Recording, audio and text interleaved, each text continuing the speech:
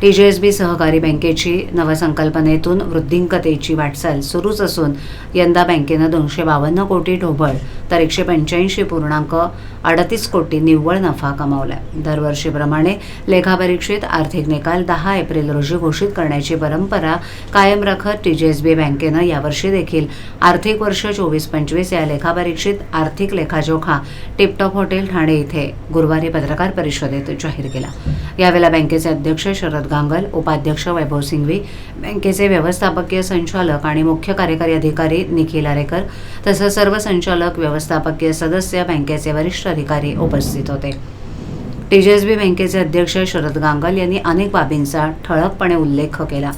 गेल्या आर्थिक वर्षात बँकेच्या एकूण 14,588 कोटी ठेवल्या होत्या, त्या आता 14,848.64 कोटी झाल्यात. कर्ज वितरण 7,875 कोटीवरून 8,256.18 कोटीवर स्थिरावले. पुंजी पर्याप्तता ही 17.57% राहिली. बँकेचा एकूण व्यवसाय 22,463 कोटीवरून 23,104.82 कोटींवर पोहोचलाय. ढोबळ अनुत्पादित कर्ज प्रमाण घसरून 3.59% राहिले तर निव्वळ अनुत्पादित कर्ज मागील वर्षीप्रमाणे 0% आहे.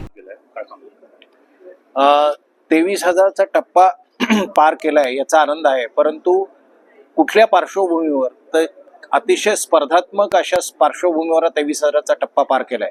आज जर तुम्ही बघितलं तर ठेवींवरचं व्याज हे बँकांमध्ये जवळजवळ चढाओढ लागलेली आहे, स्पर्धा लागलेली आहे, कोण जास्ती देतो.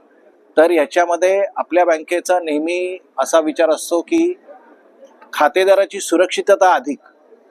भले आपल्याला ग्रोथ थोडा मॉडरेट असेल, परंतु खातेदाराला खात्री असली पाहिजे की आपले इथे पैसे सुरक्षित आहेत. आम्ही जर 8-8.5% दिला असता तर ह्याच्यापेक्षा जास्ती व्यवहार झाला असता, परंतु आपण पहिल्यापासून त्या मोहामध्ये पडत नाही. आपल्या खातेदाराला खात्री असली पाहिजे की इथे जरी 0.5% कमी व्याज असेल तरी सुद्धा आपले पैसे सुरक्षित आहेत.